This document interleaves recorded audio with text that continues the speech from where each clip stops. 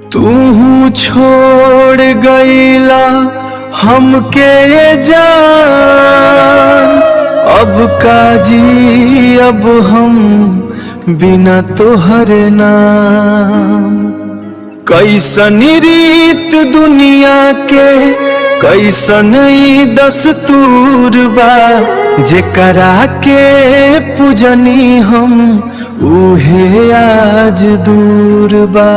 रात भर जागेनी तोहरे याद में, आंसू गिरेला हर एक बात में।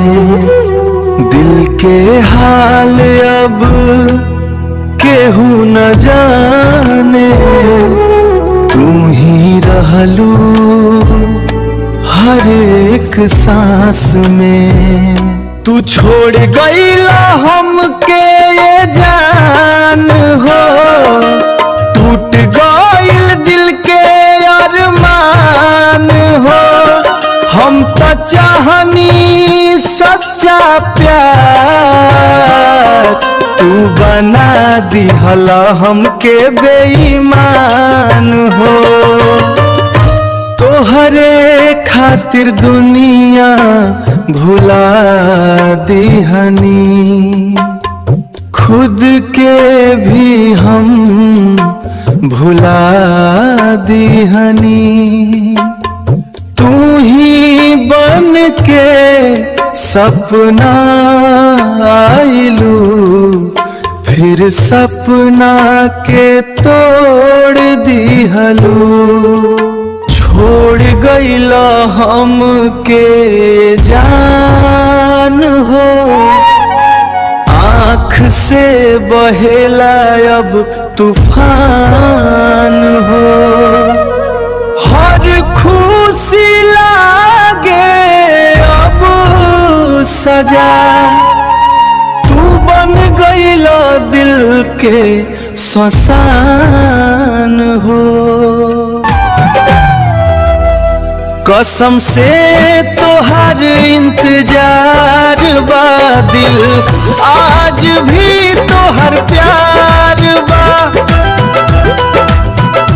काहे छोड़ के चल गईलू,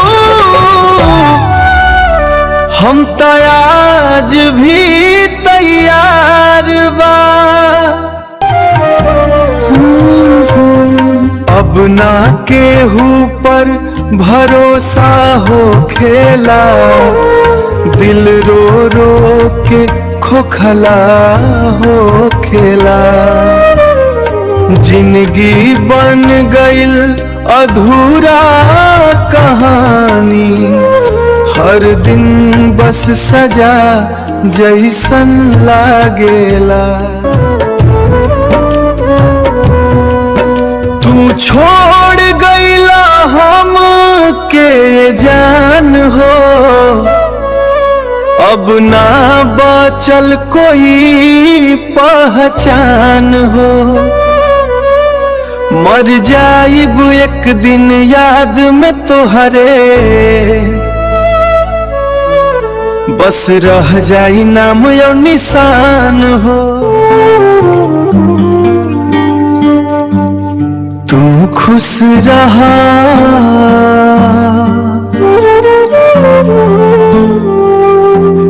हम तो टूट के भी तोहार ही रहा।